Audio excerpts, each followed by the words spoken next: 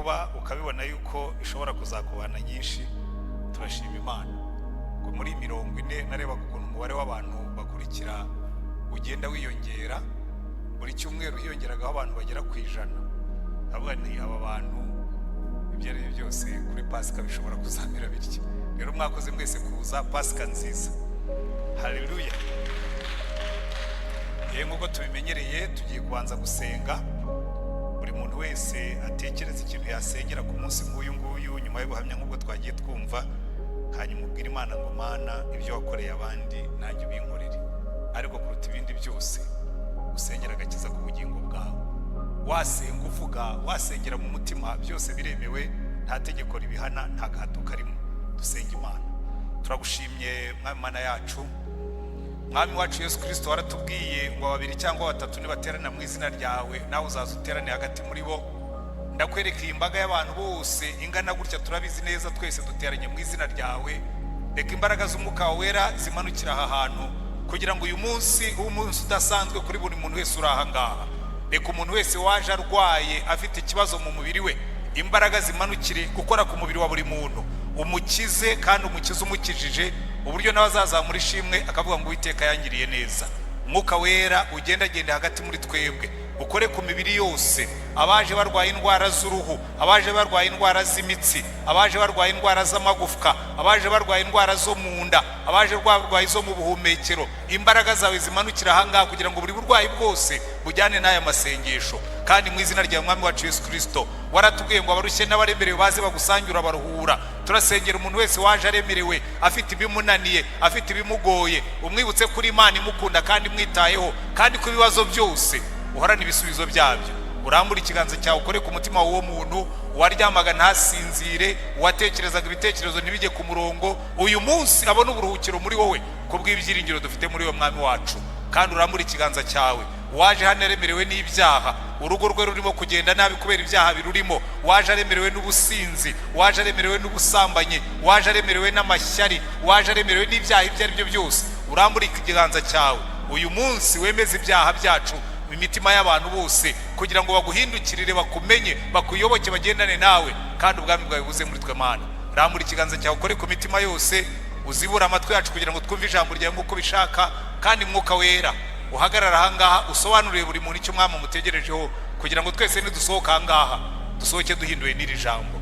Hasigaye Mwami Yesu ishyirwa hejuru, wime turakwimitse, utegeke byose, imyuka y'abadayimoni yose yo mu buryo bwose mu izina rya Mwami wacu Yesu Kristo turayicecekesheje, turayicyashye, turayirukanye, kandi ari wowe ubyikorera kuko uri Imana ibona byose ukamenya byose. Utegeke Mwuka wera ibirimo byose bidakwiriye kuba aha ngaha bisohokere kuva aha ngaha, kugira ngo ubwoko bw'Imana buhabwe umugisha. Izina ryawe ryubahwe, ubwami bwawe buze, ubwoko bwawe bunezerwe, mu izina rya Mwami wacu Yesu Kristo. Amen. Amen. Ushobora kwicara, waba wicaye neza, waba wicaye wisuganije kugira ngo ushobore gukwirwaho uri, wihangane. Amen. Ntabwo ndi babwire ngo ntibizongera, kuko n'ubundi abantu nibaza ari benshi bizongera. Amen. Uyu ni umunsi wa Pasika, ndagira ngo nihute kubera ko tuba dufite gahunda nyinshi, ngira ngo mwabibonye gahunda zose turagerageza kuzihutisha. N'ijambo ry'Imana ngiye kuryihutisha, atari uko nabuze ibyo mvuga, ariko ari uko ntashaka ko twirirwa hano, kuko mu mwanya turagira n'igaburo ryera. Kuri Pasika niko bigenda. Ubwo abari hejuru muze kugumayo, turabasangayo. Abari hano hasi kuza ku igaburo ryera, ndaza gusaba abacaci hodeni bagende bohereza abantu ku buryo batabyigana, kugira ngo ibintu byose bigende neza kandi byihute, tuze kurangiza mu buryo bushoboka bwose. Amen. Ndagira ngo mugaruke kuri Zaburi ya 16 twigeze gusoma mu gice cya mbere, mujye kuri Luka igice cya 24, icyo gice cya kabiri wadusomeye. Tugiye kwiga inyigisho ivuga ngo imbaraga zo kuzuka, imbaraga zo kuzuka nk'imbaraga zihindura ubuzima. Haleluya. Buriya mpora mbibabwira hano, kimwe mu bibazo dufite bikomeye cyane mu minsi mikuru y'abakristo nuko abantu baba benshi kuri Pasika, abantu bakaba benshi kuri Noheli, hanyuma bakongera bakaba bake mu yindi minsi. Kwibaza ngo ariko niki kiri special muri Pasika, niki kiri special muri Noheli, niki kidasanzwe? Ubundi ari ibintu bidasanzwe, ariko umunsi wa Pasika niwo munsi urebye wagombye kwishimirwa n'abakristo kuruta iyindi minsi yose. Noheli nigira ibintu byinshi, nibwo dutanga amakado, nibwo abantu benshi bakora ibintu bidasanzwe, ariko ubundi umunsi ukomeye ku bakristo kuruta iyindi ni umunsi wa Pasika. Kubera iki? Iyo Yesu aba yaravutse akigumiraho, iyo Yesu aba yaravutse nuba akaba agihari, ntabwo byari kutugirira umumaro nk'umunsi yagiye ku musaraba akadupfira akarihirira ibyaha byacu byose. Icyagize umumaro mu bakristo, icyahinduye ubuzima bwacu nk'abakristo, nuko Kristo yapfuye hanyuma ku munsi wa gatatu akazuka. Haleluya! Kandi iki ni ikintu Imana yari yaravuze. Na Yesu ubwo yagendanaga n'abigishwa be ngo yabasobanuriye ahereye kuri Mose n'abahanuzi, ngo abereka yuko ibyanditswe byera byose byavugaga iby'uwo munsi azadupfira n'uwo munsi azatuzukira. Haleluya! Iyi Zaburi ya 16 irimo isezerano Imana yatanze na Yesu ataravukira, avuga ngo umurongo wayo wa 10 ngo kuko utazareka ubugingo bwanjye ngo bujye kuzimu, kandi utazakundira umukunzi wawe ko abona kubora. Ubwo Yesu yapfaga yari abizi neza ko afite isezerano. Nanahereye kuri uwo murongo, ni na kimwe mu bibazo abakristo benshi bafite, babaho nk'abadafite isezerano. Iyi Bibiliya yuzuyemo amasezerano arenga 8,000 yagenewe abizera, ariko abakristo benshi babaho nk'abadafite isezerano. Icyatumye Yesu atagira ubwoba bwo gupfa nuko yari afite isezerano, kuko yari abizi neza Imana yari yaravuze ngo ntabwo nzemerera ko umukunzi wanjye abona kubora. Abayuda bemeraga yuko iyo umuntu ageze ku munsi wa 4 ari mumva aba yamaze kubora. Niyo mpamvu umunsi Yesu yajyaga kuzura Lazaro yagiyeyo ku munsi wa 4. Bivuga ngo ibyiringiro byabo byari byarangiye. Abwiye Mariya na Marita ngo nimukureho ririya buye, baramubwira turi oya, ku munsi wa 4. Ageze ku munsi wa 4 ubu yarabuze. Ariko Imana kuko itagombaga kwemerera umwana wayo kubora, yamuzuye ku munsi wa 3, umunsi w'iherezo utari waba. Haleluya! Buriya ni n'igishushanyo gikomeye cyane. Ngira ngo leta amaze kubitubwira, hari igihe urwara ukagera ahantu abantu bakubwira ngo turabona bigeze ahakomeye, ariko Imana ikavuga ngo reka muzure atari yageraho yiheba. Imana ikakugarurira ubuzima, ikongera ikakurema bundi bushya, kuko Imana yacu ntabwo izemera yuko upfa kandi yaraguhaye isezerano. Ariko gupfa ko munabyumve neza, uyu mubiri wo n'ubundi uzapfa. Buriya yaramuzuye, ariko hari umunsi tuzamuherekeza, kandi si cyo kibazo. Kuko icyatumye Yesu aza agapfa bakamuhamba, ntabwo yapfuye ngo Imana imutangire bataramuhamba, yaramuretse arapfa baramuhamba, kugira ngo nazuka aducire inzira y'ubugingo bw'iteka. Haleluya! Ariko si ubugingo bw'iteka gusa, iri naryo kosa rikomeye cyane ngira ngo tuze gukosora. Ikosa rikomeye abakristo bafite mu mibereho yabo ni ibitekerezo by'ijuru. Kuko hari abantu benshi no muri uru rusengero namwe mwicayemo hano, hari abantu benshi bibereyeho mu byaha, akabwira ati ngewe nimbona ngiye gupfa nzihana uwo munsi kugira ngo njye mu ijuru. Ariko hagati yaho no kugera mu ijuru, burya ubuzima bw'umuntu buba muri karya gasitari kaba hagati y'umunsi wavutseho n'umunsi uzapfaho. Nurindira umunsi uzapfaho kuri ya tariki bandikaho ngo ubugewe niko banditse mu bipapuro, ubundi ndabizi ko sibwo navutse, banditseho ko navutse kuri 29 z'ukwa gatanu muri 58. Bazabyandikaho itariki nzapfiraho yo sinyiza, ariko bazayandikaho bavuge ngo wenda yapfuye kuri 29 z'ukwezi kwa gatanu mu 2058.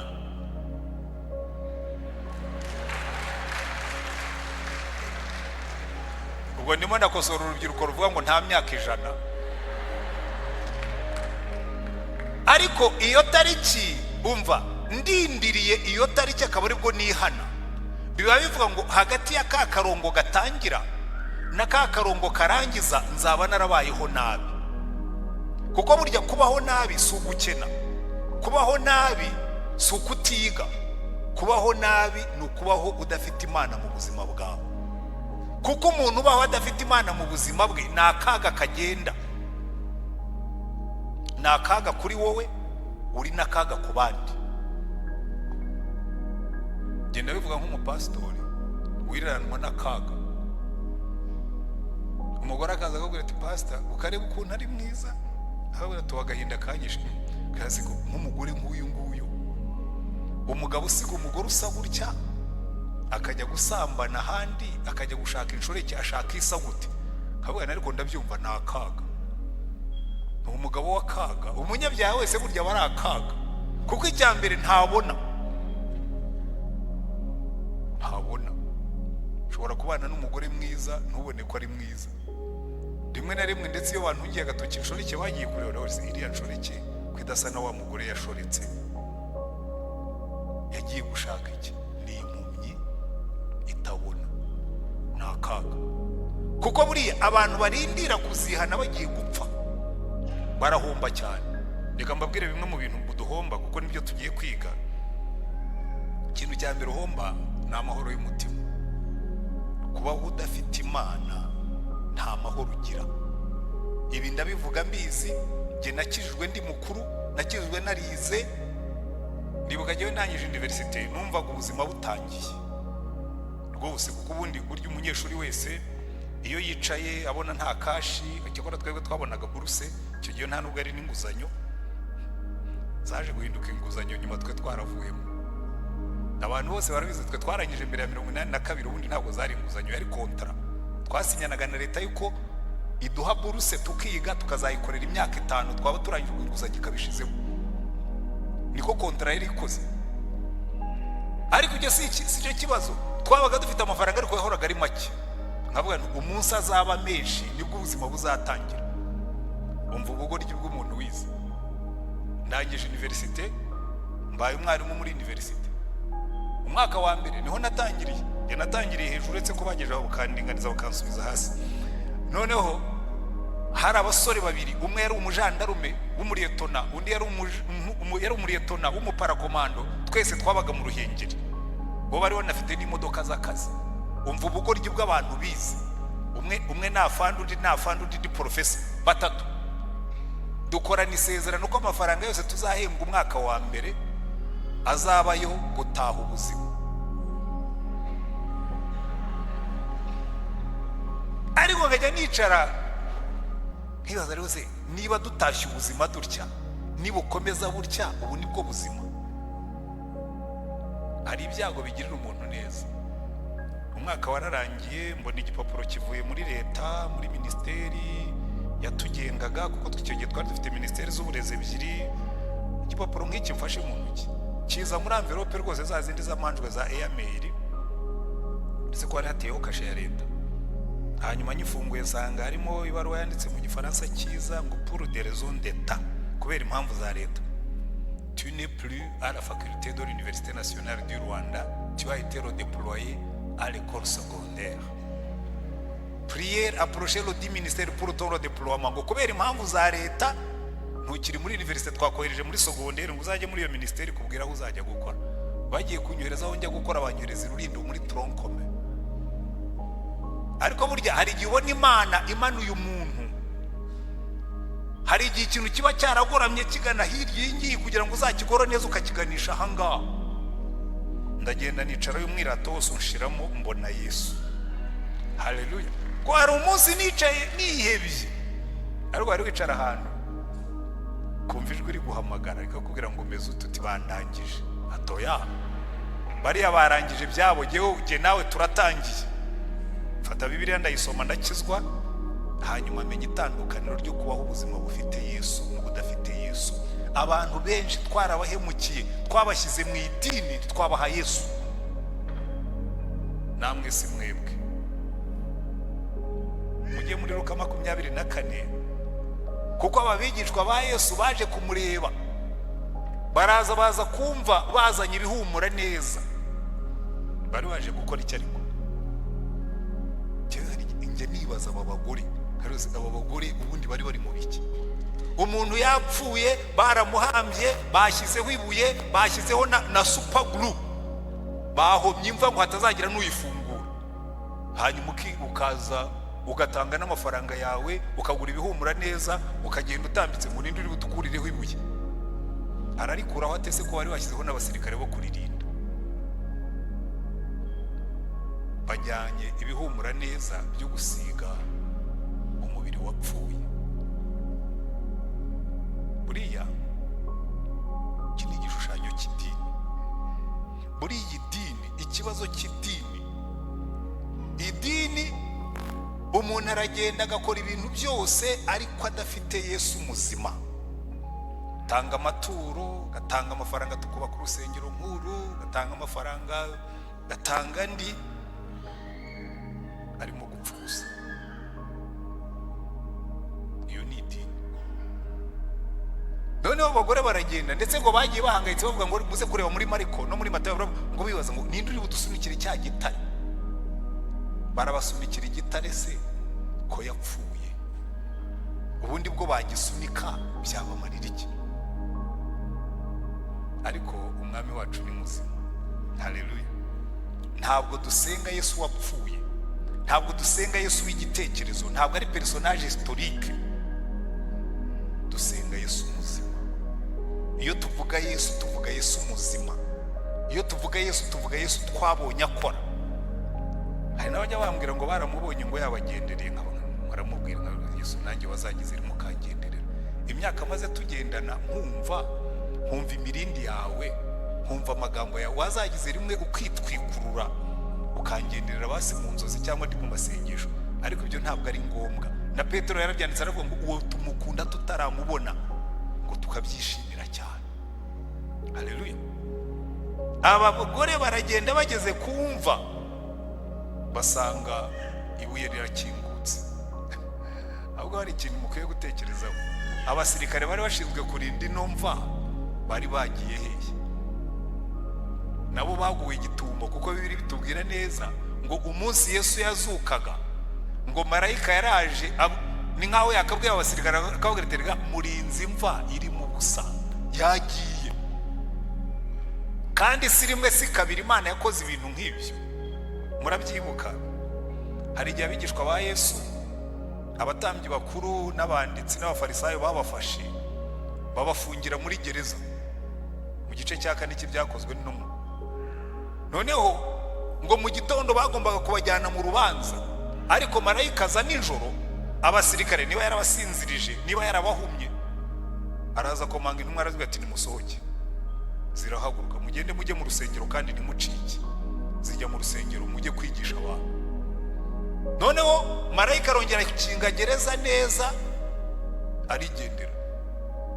Mu gitondo babyutse baravuga ati mujye kuzana ba bagabo tubacira urubanza.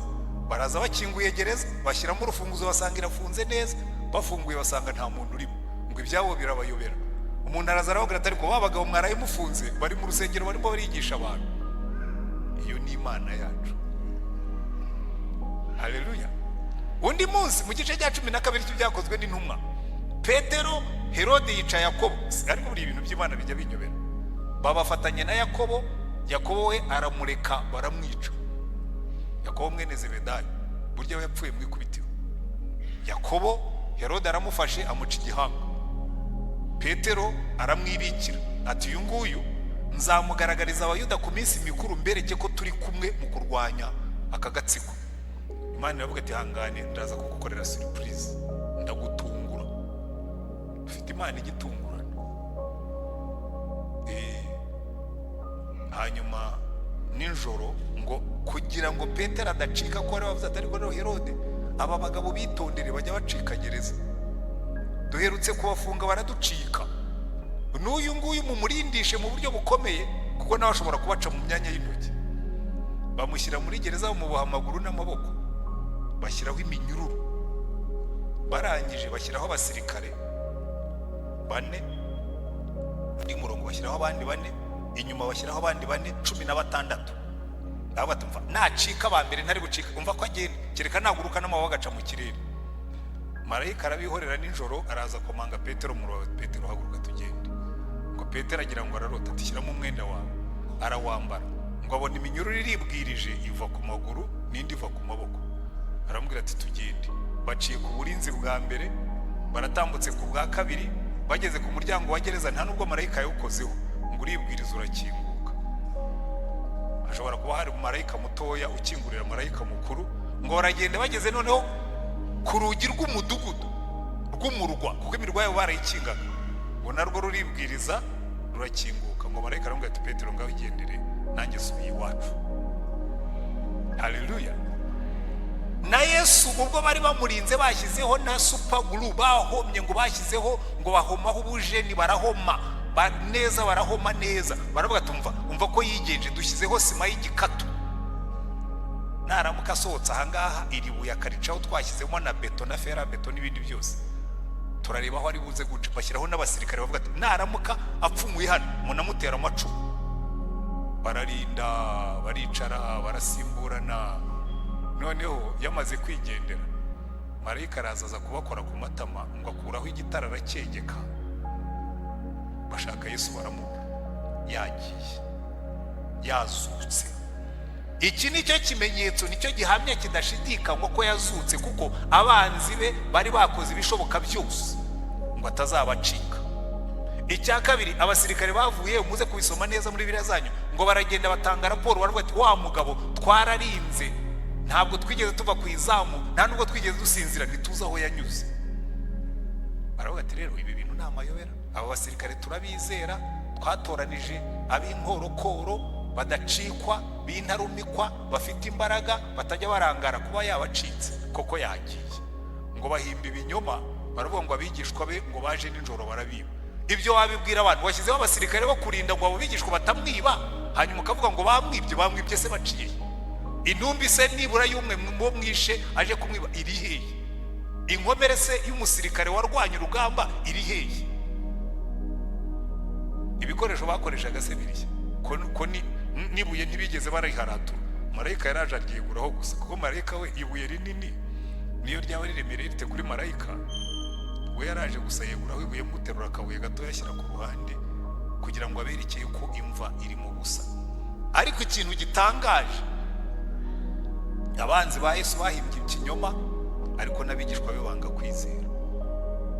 Murebe yari baratubwira ngo abigishwa ngo yabibwiye abo bagore, aravuga ati ariko se ntabwo mwibuka ibyo yababwiye mu Galileya? Ibi ntiyabibabwiye ko bazamwica bakamuhamba, ariko ku munsi wa gatatu akazuka yagiye. Abagore baravuga ntabwo ubona byabanejeje, ngewe mbona twiterera hejuru tugakoma amashyi, bo ntabwo bagiye bakoma amashyi, bagiye gusa ngo bumiwe. Baragenda babwira abigishwa ati rero bose twasanze ntawe uhari, ntawe uri kumva. Baravuga ati reka ibintu amakabya nkuru y'abagore turayazi, ubwo mwikanze baringa mugaruka mwirukanka. Umuntu nimusoma uko byanditse, ngo baragiye babibwira abigishwa be, umurongo wa 11, ariko ayo magambo ababera nk'impuha ntibayemera. Barareka namubwira ikintu gikomeye, buriya natwe nuko mutabizi, abenshi dukoma amashyi, abenshi twiterera hejuru, abenshi tuvuga za haleluya, ariko aya magambo tuyafata nk'impuha. Uzi impamvu uvuga ko tuyafata nk'impuha? Iyo ndebye uburyo abakristo benshi babaho, Yesu bafite, hari wigeze kuririmba indirimbo yanyibona kuri YouTube ngo Yesu wa pirate.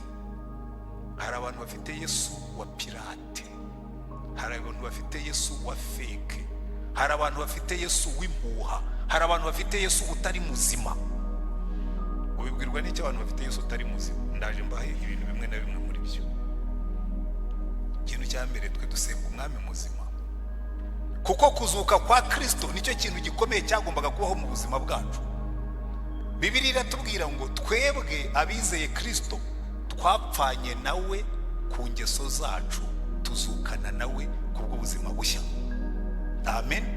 Buriya umubatizo, njye sinjya ntinya kubivuga, ubundi umubatizo umuntu waduhemukiye n'uwahinduye ririya jambo akarigumisha mu Kigiriki, kuko ubundi umubatizo ni Ikigiriki. iyo babihindura bakabishyira mu cyongereza cyangwa mu kinyarwanda cyangwa mu gifaransa, ntavuge ngo mugende mujye mu mahanga yose mubabatize. Akavuga ngo mugende mujye mu mahanga yose mubinike. Kuko kubatiza, baptizo, ni ugufata ikintu ukagicubiza. Kuko icyo bishushanya Paulo yabisobanuye neza yandikira Abaroma, arababwira ngo buriya iyo tubatizwa ni igishushanyo cyo gupfa, bakagucubiza ukicwa n'amazi, sibyo? Ariko ni n'igishushanyo cyo guhambwa, bakakurenzaho amazi, kuko tukurengejeho itaka wapfa, tukucisha mu mazi tukakudubikamo tukagufatiramo kugira ngo ubanze upfe hanyuma uzuke. Nicyo bivuga. Reka tubisome twihuta. Abaroma igice cya 6 turava ku murongo wa 2 wa 3. Reka mbere ku wa 3 kugira ngo twihute. Ntimuzi yuko twese ababatirijwe muri Yesu Kristo twabatirijwe no mu rupfu rwe. So iyo tubatizwa mu izina rya Yesu tuba twishushanije n'urupfu rwe. Nuko rero kubw'umubatizo, kubw'umubatizo twahambanywe nawe mu rupfu rwe, twahambanywe nawe mu rupfu rwe, kugira ngo nk'uko Kristo yazuwe n'ubwiza bwa Data wa twese aba ariko natwe tugendera mu bugingo bushya. Njyewe nyambibabwira hano, bambatije ndi uruhinja, nta kibazo mfite cyo kubatiza abana, ariko ndanagifite. Nta kibazo mfite kuko Imana imbwira kuba pastori, yangize pastori w'umwangirikani, kandi tubatiza abana. Ariko ndanagifite kuko iyo mbatije umwana, n'ejo narabibabwiraga, hari igihe mvuga nese uyu mwana mbatije azi ibyo ndimo kumukorera. Ubu koko ndavuga ko yapfanye na Kristo, ntazi no gupfa icyo ari cyo. Uzareba utwana dutoya niyo wapfuye mu buryo bw'umubiri, kaba kibereye aho ngaho gusa kabona mugenda, ntaba yumva icyo bivuga. Rero Mike akanzanira kariya kajyura ati rwose akakaziranenge kanjye kambatirize, ndakabatiza nkakagira gate. Ndetse akagenda akazana abandi bantu bagahamagara ba Pascal, ba Rabani, bakaza bati turamwishingiye. Wowe wishingira umuntu uzazakura ati, umeze nk'abantu bishingira abantu muri banke, ukagenda ugatanga ingwate mu izina rye, yarangiza akagutenguha. Ngaho ni mumwishingira azagutenguye. Nabo wibyariye baragutenguha, nankanswa abandi. Ariko simbabuza kubatirisha mujye mubikora, kuko ni umuhango w'idini, kandi ni idini ryacu. Ariko reka tuvuge iki kintu. Paulo aravuga ngo iyo tubatizwa dushushanywa n'urupfu rwa Kristo. Bivuga ngo iyo bagufashe, jewe nakuze bambatije ndi umwana, ndi umukatolike, niga mu seminari, ndakomezwa, mpabwa Ukaristiya, ndabitsindira. Ariko n'ubuzima bwanjye nabo babwiye mvamo wa wundi, kuko bamureye imihango, ntabwo bampaye agakiza. Niyo mpamvu aba bamarayika babajije bari abagore bari barese kuki murimo gushakira umuzima mu bapfuye. Buri iyi mihango ntabwo ikuvana mu bapfuye. Turaririmba dupfuye, tugasenga dupfuye, tugatura dupfuye, tukajya mu materaniro dupfuye, tugasohokamo tukajya kunywa, tugasohokamo tukajya kurwana, tugasohokamo tukajya gusambana, tugasohokamo tukajya kwiba, tugasohokamo tukajya kugambana, kuko turapfuye mu mwuka kandi tuvuye mu idini. Halo, simbirukana ariko yembirukanye mu idini mukagenda mwamunangiriye neza, sinazababazwa. Reka mbabwire buri ikintu kingora mu kuba pastori. Ni umunsi nzahagarara imbere ya Yesu, ndizera ko atazambaza icyo kibazo, akambwira ati nyereka abantu wari ufite iremera imyaka wahamaze. Amubwira nti ntubareba singabariye, ati ko mbona barimo kujya hatariho. Wigeze ubibabwira? Erega bamwe tuzakorwa n'isoni. kuko twagombye kubigisha mugasa na Yesu. Ashobora kuzare kuko aratubwira ngo itorero ngo ni umugeni wa Kristo umubyarira abana basa na Yesu. Hari rero dushobora kuzageraho nyine bati yari umugeni wa Kristo, ati ariko se ko aba bana wabyaye mbona tudasa, wababyaranye nande? Wababyaranye nande ko aba bana mbona tudasa, ko batapfanye nanjye ngo bazukane nanjye, wababyariye? Icyo rero buriya iyo ukunda akazi kawe, ngewe nkiri umwarimu nari serious mu bintu by'ubwarimu, muzabaza aho nigishije hose. Ngewe iyo ngiye mu ishuri mba ndi umwarimu, ahangora ni mu gipastori, kuko mu gipastori niba n'abanyeshuri n'abakoreshaga ikizamini nkamenya ko babyumvise batabyumvise, abakristo bo nta kizamini ngira cyo kubaha ngo nyicekinga ndebe ko musa na Yesu, ariko hari aho mbibonera.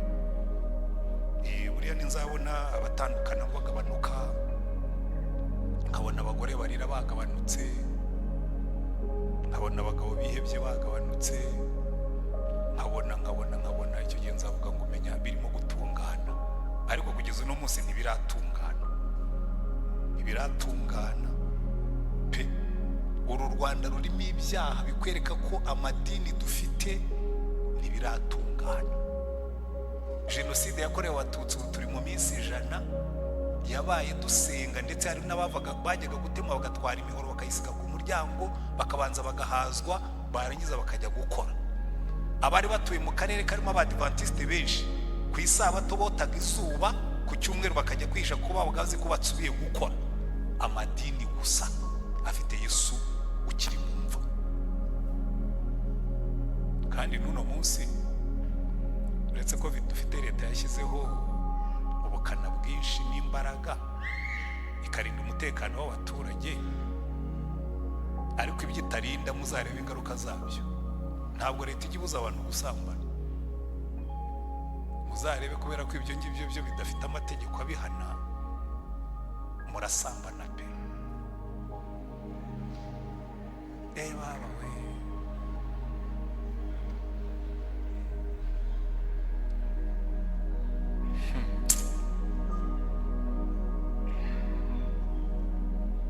ni umpakanya azaza abaze biro yanjye, nta recording nta tape recorder nashyizemo, ariko ubundi gishyizemo najya playinga nkaho ndoke uzanjyana muri ribo nzazana cassette.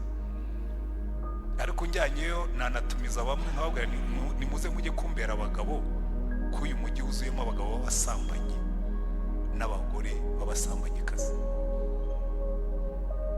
kandi basenga, no mu bapastori kandi basengesha.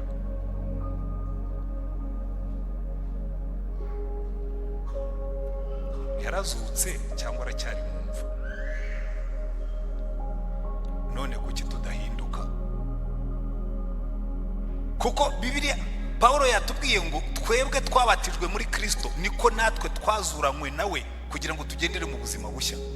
Buri hehe se? Buri hehe? Ubuzima bushya niba ari abahungu bava gusenga bakajya kunywa inzoga, bagasinduka basanga mu gitondo bakiri mu kabari. Niba ari abakobwa bagenda bambaye ubusa ku muhanda, buriya nibwo buzima bushya.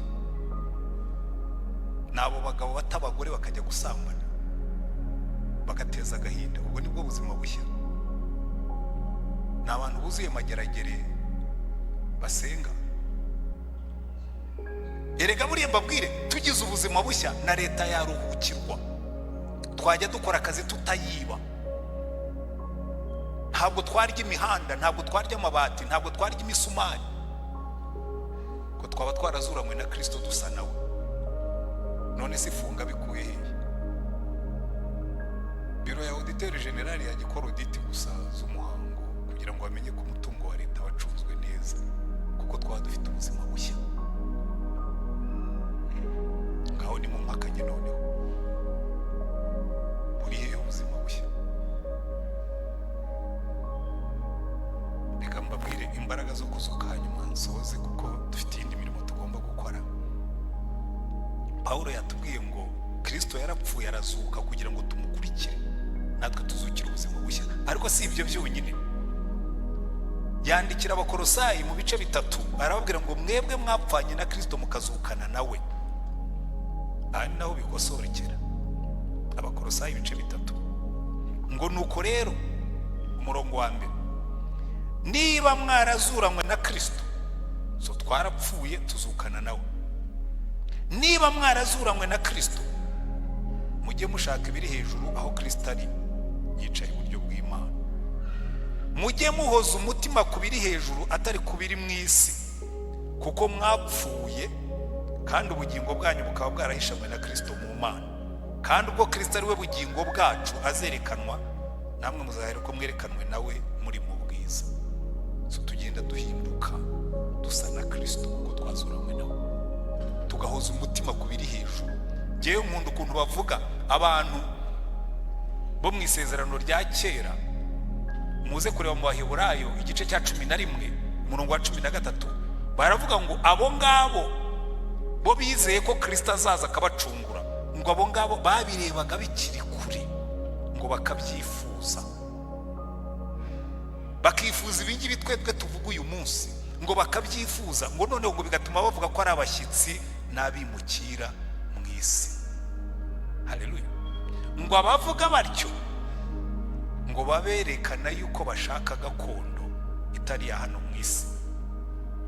Reka nyabasomere uko Paulo yanditse mpereye aho ngeze ubwo ngubwo 11 umurongo wa 13. Umurongo wa 14 aravuga ngo abavuga batyo baba berekana yuko bashaka gakondo. Amen. Iyo baba barakumbuye, iyo bavuyemo, baba barabonye uburyo bwo gusubirayo. Aya magambo ndayakunda cyane. Jewe navuye inyuma iriya ntacyo nasizeyo, ntabwo njya mpakumbura. Ndababwiza ukuri, ntabwo njya nkumbura ibyaha, mbibona binci imbere, ariko iriya sisi njya nyikumbura.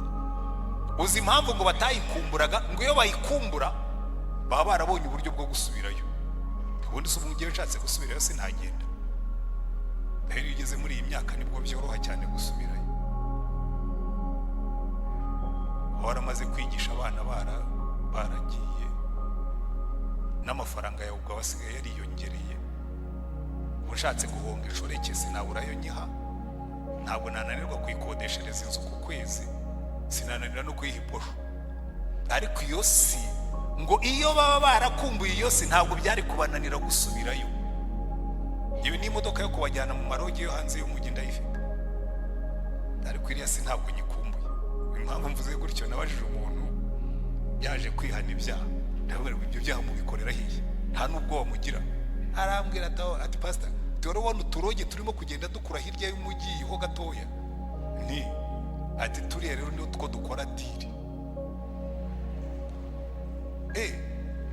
So umunyabyaha ushaka gukora ibi bagenda muri pose nk'abagiye kuruhuka, bagakora ibyaha bakagaruka, ukagira ngo umuntu akaza ku kazi rwose akaza gutaha mutagize icyo akora. Burya abapastori tuba mu ishuri rihora ryiga, ibigezweho byose tubimenya tutagiye kure, nta nubwo dusaba information.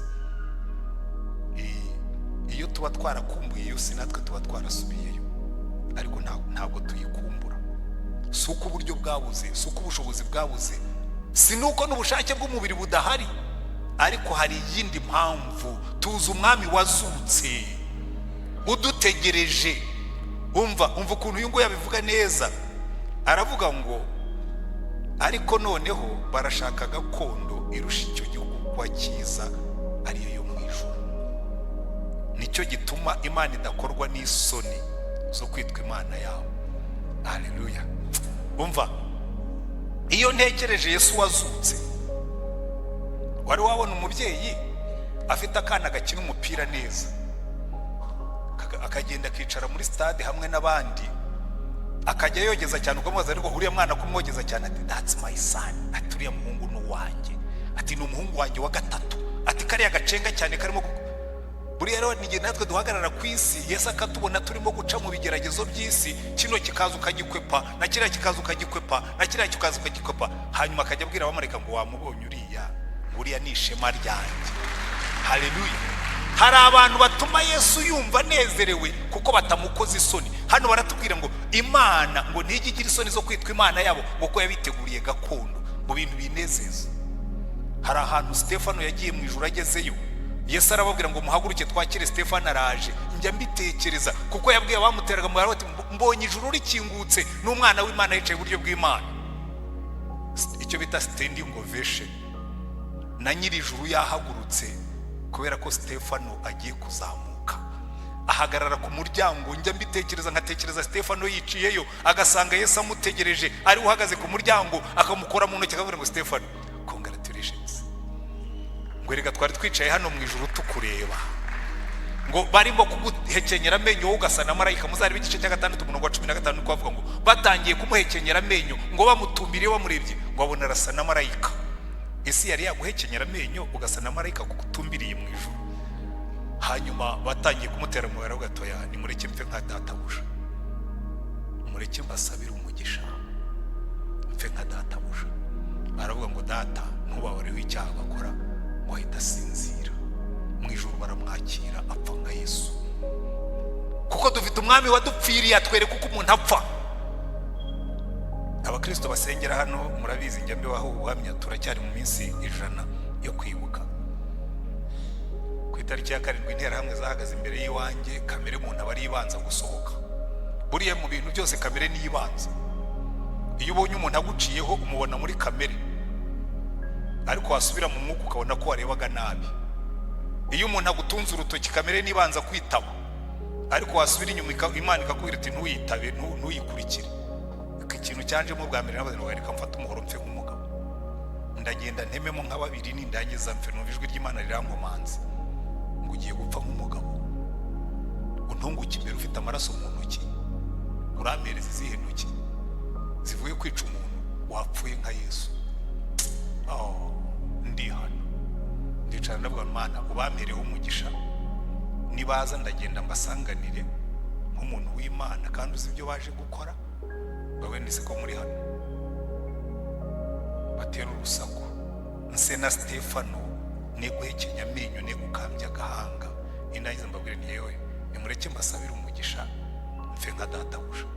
Nkimara gusenga iryo sengesho numva imbunda y'abana b'abasirikare ba FPR ravuze baragahabwa umugisha. Ariko niyo ngenda nari kugenda nka databuja kuko nari nabifashe w'icyemezo. Nuno munsi niyo ntambara ndwana yo kubaho nka databuja. Nanditse igitabo cy'ubuzima bwanjye cy'ibyo bikomere byose, kuva ndi umwana, kuva ndi ingimbi, ndi umusore kugeza ndi umugabo. Nyita reconciliation is my lifestyle, ngo niyo mibereho yanjye, kuko kugenda nka Yesu niyo mibereho tugomba kugira. Umuntu nagutunga gatoki ntuzaza ugakurikiye, umuntu nahekenya amenyo ntugase nawe, umuntu nakwita imbwa ntukamoke, ujye usa na Yesu kuko yarazutse kugira ngo tugende nkawe. Haleluya. Reka ndangirize kuri aya magambo, kuko mu gitabo cy'Ibyahishuwe mu gice cya mbere kumunda Yesu. Buriya tugira abategetsi ariko sindabona umutegetsi usa na Yesu. Uzi Yohana baramufunze ku kirwa cya Patimo, maximum security, nta muntu wajyagayo kugusura, hari kure mu nyanja kure, ahantu umuntu agenda amasaha menshi kugira ngo ugere ku kirwa cya Patimo. Ariko Yesu aravuga ngo yewe nta bariyeri zibaho, nta n'imipaka, ngo ku munsi w'umwami wacu abona ngo uyu Yesu yamugendereye. Yohana aravuga no ku kirwa cya Patimo urahansanze, niyo bakujyana Iwawa, niyo bakujyana Mageragere, niyo bakujyana hehe, ufite Yesu muzima azagusangayo. Haleluya. Amusangayo, arangije amusobanurira ikintu gikomeye cyane. Ku murongo wa 18 aramubwira ngo 17, mubonye ntyo mwikubita imbere nk'upfuye, anshyiraho ukuboko kw'iburyo arambwira ati witinya, ndi uwa mbere kandi ndi uw'imperuka. Haleluya. Kandi nduhoraho. Icyakora nari narapfuye, ariko none dore muhoraho iteka ryose, kandi nijye ufite imfunguzo z'urupfu uyu mwami wacu niwe ufite imfunguzo z'urupfu n'iz'ikuzimu. niyo mpamvu ntushobora gupfa atabyemeye. abantu bashobora kubigerageza, bashobora no kukwica, indwara ishobora kugufata. iyo umwami ataravuga ngo nigiye uguhamagaye, ntabwo ugenda, kuko niwe ufite urufunguzo rw'urupfu n'urw'ikuzimu. ariko nkubwiza ukuri, mushiki wacu Gorete ntamaze kuduhamya, iyo aba ari Yesu buriya waguhamagaye, niyo bari kukujyana hehe, nabakubwira ati rwose kuki urimo kwanga kuva mu isi kandi ndaguteguriye umwanya wawe mu ijuru, zamuka.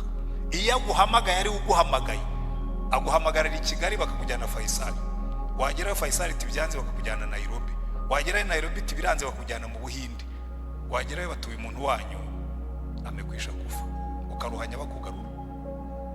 ahubwo hari ikintu ndimo gusaba Yesu, ngo naba ari urimo kuduhamagara ntitukangize, ajya bitubwira kare.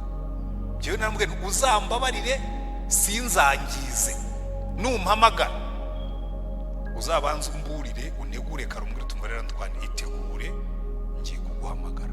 nuvuze ifirimbi inzira izacamo yose nzabe mbizi, nitegure nzamuke nitunganije, kuko niwe ufite urufunguzo rw'urupfu n'urw'ikuzimu. buriya rero ntabwo ari wari waguhamagaye. ziriya ni indwara zisanzwe ku isi turimo, ibamo indwara.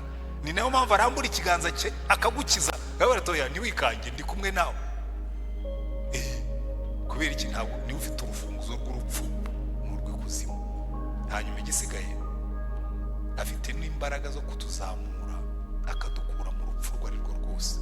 niho ndangirije, kuko muri rwandiko Pawulo yandikiye Abefeso niho dusoreza.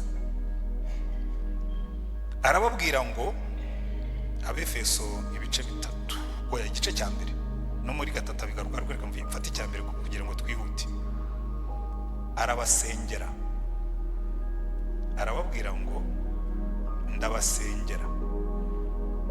murongo wa 16 aravuga ngo mbashimira Imana urudaca, nkabasabira uko nsenze, kugira ngo Imana y'umwami wacu Yesu Kristo ariyo data wa twese w'icyubahiro ibaha umwuka w'ubwenge no guhishurirwa, bitume muyimenya, ngo amaso y'imitima yanyu abone uko ahweza, mumenye ibyo mwiringizwa n'iyabahamagaye, mumenye n'ubutunzi bw'ubwiza bw'izaraga bera, mumenye n'ubwinshi bw'imbaraga zayo butagira akagero, iziha twebwe abizeye, nk'uko imbaraga z'ububasha bwayo bukomeye ziri, izo yakoreye muri Kristo ubwo yamuzuraga mu bapfuye, ikamwicaza iburyo bwayo ahantu ho mu ijuru.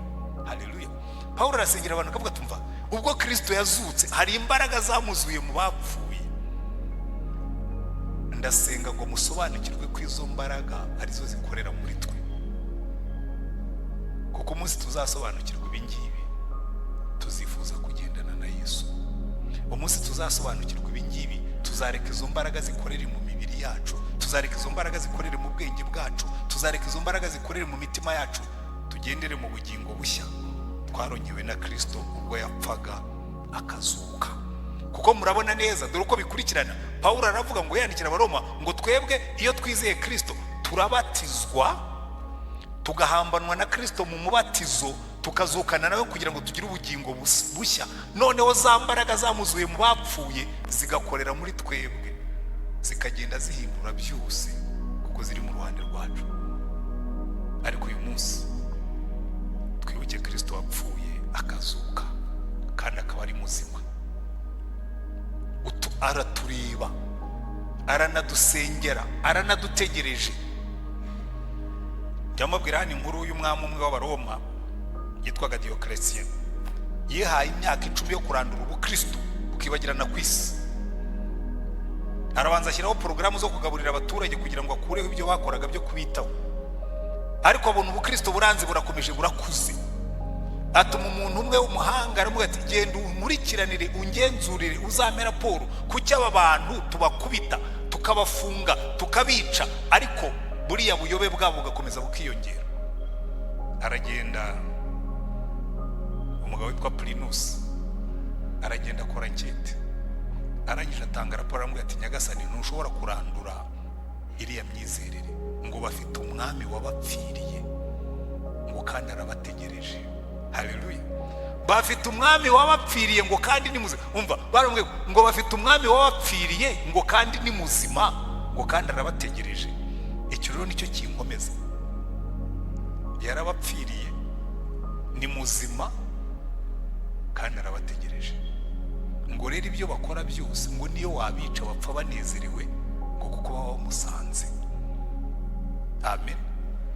Ngo kandi ikindi bafite ngo barakundana, ngo nawe baragukunda baragusengera. Abo ni abantu bamenye Kristo muzima.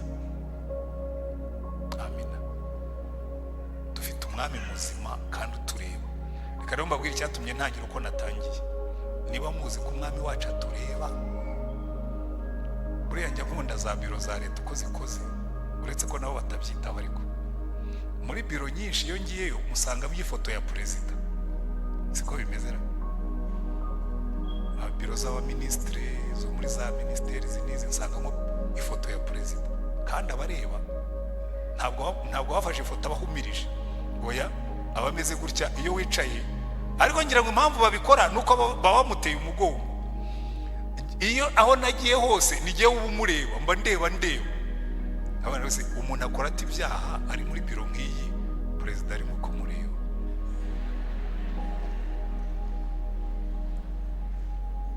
Uzi impamvu? Nuko ari ifoto y'ibihamanitse. Ariko twebwe ujye umenya ngo iyo nicaye nanjye niko biba bimeze, aba ndeba kandi we ni muzima. Buriya mpamya ntashidikanya ko perezida nawe ashoboye kubona ubwo bubasha, ifoto ye ikabireba koko ikanatanga ripoti. Hari amakosa menshi atakorerwa muri biro za leta kubera ko aba hari akureba. Ariko kubera ko mwamaze kubimenya ko ari ifoto ye, mwikorera ibyaha uko mushaka. Ariko ndabizi neza ari uhicaye ntiwatinyuka. None reka mbabaze, niba Yesu wawe ari muzima kandi abona byose, utinyuka ute gukora ibyaha akureba? Uyu munsi wabyemera cyangwa nawe urabishidikanya nk'abariya bigishwa akazi? Uyu munsi wabyemera ko ari muzima kandi atureba? Reka bihindura ubuzima bwawe nk'uko byahinduye ubwanjye. Dusenga Imana. Kandi niba wicayemo hano utari wazukana na Kristo mu byaha byawe, ukaba wumvise umwuka w'Imana akubwira ngo umva ibi ngibi nawe birakureba, sinzi icyo umwuka yakubwiye, kuko burya abwira abantu bose mu buryo butandukanye. Ariko niba wumvise umwuka avugana nawe ngo this is your day, uyu niwo munsi wawe kuzukana na Kristo mu bugingo bushya. Mukiza numvise ijwi ryawe ry'imbabazi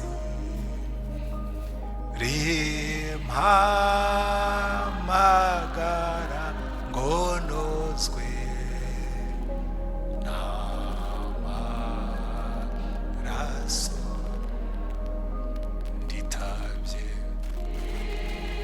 Nditabye Yesu,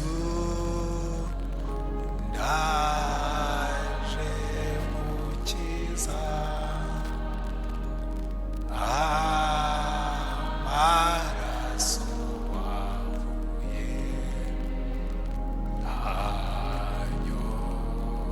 anyoza.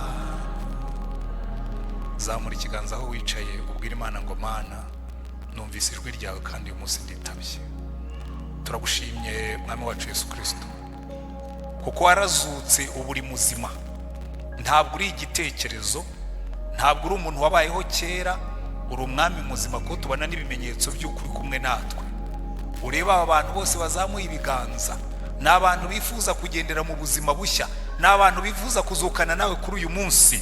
Urambura ikiganza cyawe ukore kuri buri muntu, urambura ikiganza cyawe uhindura ubuzima bwe, urambura ikiganza cyawe uhanagureho ibidatunganye byose, umutwikiriza amaraso yawe. Ukuboko kwawe gukomeye gukora ibitangaza mu buzima bw'aba bantu. Wumve gusenga dusengeye aha hantu, imbaraga zawe zimanuke, ukuboko kwawe kumanukire gukora ibitangaza n'ibimenyetso. Ukuboko kwawe Mana kumanukire gutanga umugisha kuri aba bantu bose. Ubazamure, ubaherekeze, ubayobore, ubakomeze. Izina ryawe rishyirwe hejuru mu buzima bwabo, kandi ubuzima bwabo buhabwe umugisha. wiyerekane nk'Imana, wikorere umurimo wawe kandi ubisohoze rwose mu izina rya Mwami wacu Yesu Kristo, amen.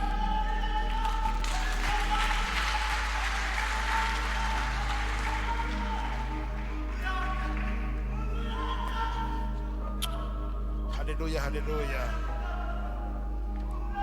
Amen, amen.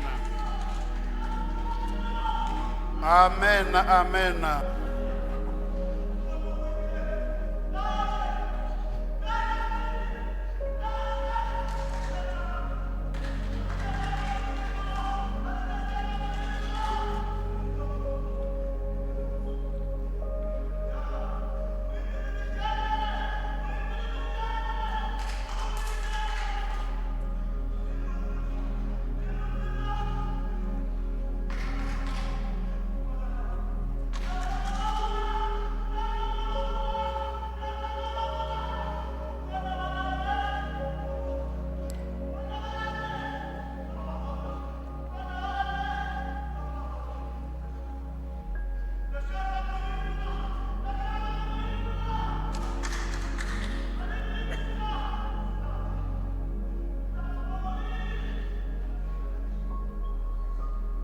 ngira ngo rirajwe muri kumva riri gushimangira ibyo tumaze kumva byose, yuko Uwiteka Imana ishaka ko dukizwa kandi tukagenda nk'uko ishaka. Imana yacu nihabwe icyubahiro. Reka rero hamwe no gukomeza gutegera amatwi by'Imana ivugana natwe mu mitima yacu, uretse no kumva ijwi, hari n'icyo urimo mva mu mutima wawe, hari icyo Imana irimo ivugana nawe. Imana ivugana natwe mu buryo butandukanye. Reka twitegure gutanga amaturo yacu. Baduhe kode, hanyuma dutangire dutanga amaturo. Abakoresha momo ngiriya, abakoresha ibiseke birabageraho, tubikore twihuta.